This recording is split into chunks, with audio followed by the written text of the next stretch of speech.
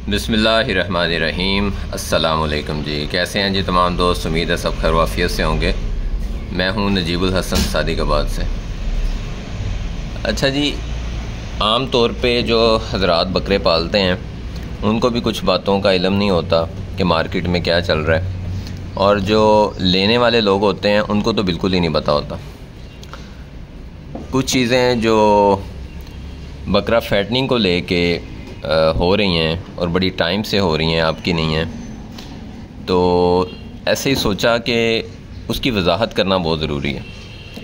क्योंकि अगर हमारा मकसद फार्मिंग से, बकरी से मुताल्लिक़ मालूमात को शेयर करना है, तो उसमें जो इस तरह के काम हो रहे हैं उनको भी हाईलाइट करना बहुत ज़रूरी है।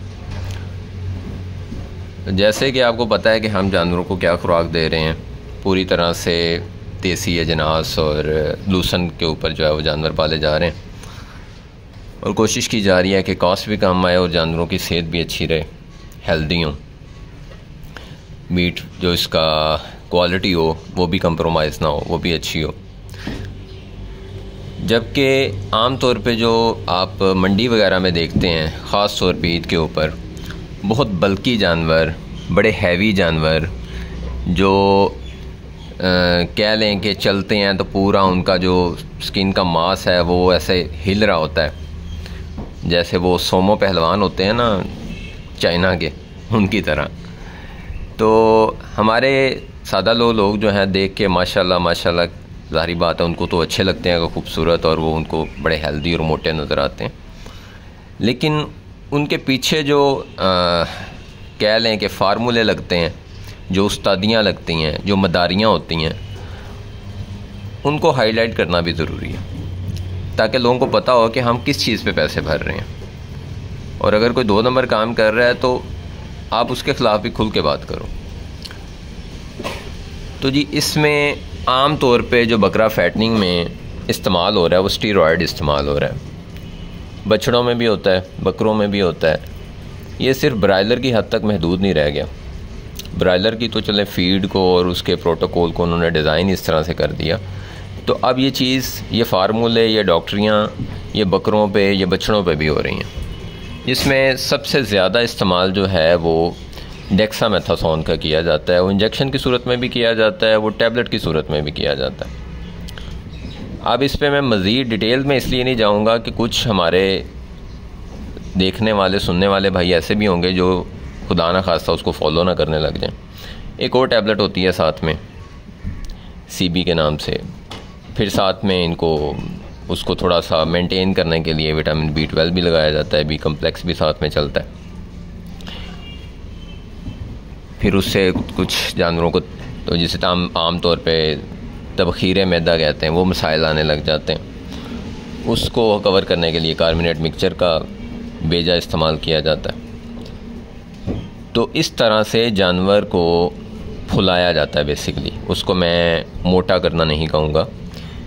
आप ने अगर अपने इर्द गिर्द कभी कोई ऐसा केस देखा हो कि जहाँ किसी भी इंसान को कोई ख़ास तौर पे न्यूरो का कोई मसला हो, न्यूरो इसमें ख़ास तौर पे जो है ना वो मजबूरन इंसान के ऊपर उनको स्टीरॉयड का इस्तेमाल करना पड़ता है और रूटीन से करना पड़ता है, तो उसके जो सबसे वाज़ेह साइड इफ़ेक्ट ये आते हैं कि उस बंदे का, उस बच्चे का, जिसको भी वो लग रहे हैं या वो खा रहा है, उसका जिस्म जो है ना वो पिलपिला होने लग जाता है और फूलने लग जाता है। यानी वो आपको बज़ाहिर वो बड़ा सेहतमंद और मोटी मोटी गालें और ये चीज़ें उससे नज़र आने लग जाती हैं, लेकिन दरअसल वो आपके जो, मैं अगर सादा अल्फाज में कहूँ तो जो रेशे होते हैं मांस के, उनके अंदर सोजिश पैदा करता है वो, जिसे हम कहते हैं कि फ़लाने दे जोड़ा जो पानी पै गया, ठीक है ना, वो मांस में बेसिकली पानी भर जाता है।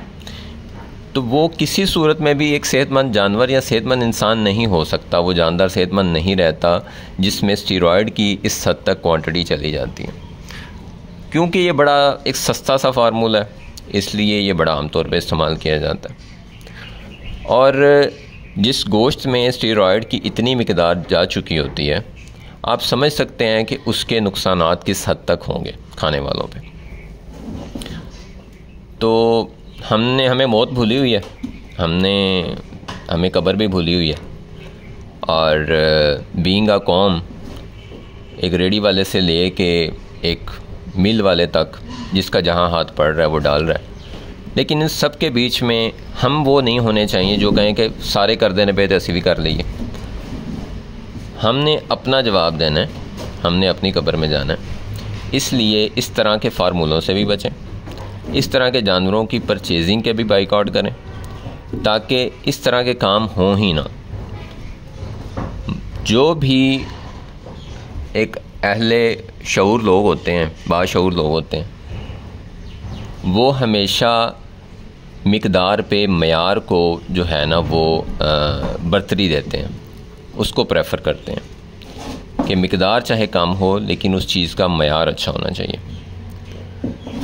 इसलिए जो इस तरह के पाले गए जानवर हैं या इस तरह से जो हज़रात अगर पाल भी रहे हैं और मुझे सुन रहे हैं, तो उनसे नहायत मोदबाना दरख्वास्त है कि ये कुर्बानी के जानवर हैं। वैसे भी आपको कोई हक़ नहीं है कि आप जानवर के साथ ये ज़्यादती करें या उसको ख़रीदने वाले, उसको खाने वाले के साथ ये जुल्म करें। ये बहुत बड़ा जुल्म है जिसको अल्लाह ने माफ़ नहीं करना। अल्लाह ताला ने फरमाया कि मैं हकूक़ुल्लाह माफ़ कर दूँगा, मैं हकूक़ुल इबाद माफ़ नहीं करूँगा। तो जानवरों के भी हकूक़ हैं, इंसानों के भी हकूक़ हैं, आप वो दोनों ही मजरू कर रहे हैं, दोनों का नुकसान कर रहे हैं। और दूसरी चीज़ ये है कि और भी बड़ा कुछ होता है जिसमें इवन मुर्गियों की फीड तक दी जाती है, वो भी देते हैं। और वो फिर इतने सियाने हैं, वो फिर मुझे भी मिलते हैं वो नजीब साहब इंज नहीं पूरी पैनी, तुसी इंज करो कि आखिरी 3 दिन जड़ा है ना वो तुसी दे दो। 30 दिन ही क्यों भाई, पहले क्यों नहीं दे सकता? मैं भोला बन जाता हूँ, पहले क्यों नहीं दे सकता जी? मैंने तुम्हें 6 माह क्यों ना दूँ? और नहीं जी वो नहीं, आपने सिर्फ आखिरी 30 दिन। अंदरली बात कोई नहीं दसदा कि उससे अगर वो 30 दिन से ज़्यादा आप दोगे तो आपका जानवर डैमेज कर देगी। तो इतना का टाइम जानवर बर्दाश्त कर जाता है और वो उसको फुला देती है। तो इसलिए ख़ुद भी साफ़ सुथरा काम करें, और जो कोई इस तरह का काम कर रहा है, इस तरह के जानवर हैं जो इस तरह से पाले जाते हैं, जो आपको बज़ाहिर नज़र आएंगे, उनको आप जो ठोस खुराक पे, देसी खुराक पे पला हुआ जानवर है, उसका मसल, उसके मांस को जब आप टच करेंगे तो बाकायदा आपको सॉलिड महसूस होगा, ठीक है। और जो इस तरह से पाला गया जानवर है वो पिलपिला होगा, उसका गोश्त जो है वो ज़रा पिलपिला जेली टाइप सा होगा। तो ये मोटी मोटी सी कुछ बातें थी जी, इससे कुछ साथी नाराज़ भी होते हैं, हो जाएं, कोई मसला नहीं है। लेकिन अगर किसी भाई को इससे, हज़ारों में से एक भाई को भी फ़ायदा होगा ना, तो मेरी ये वीडियो बनाने का मकसद पूरा हो जाएगा। दुआ में याद रखें जी अपना, अपने जानवरों का ख्याल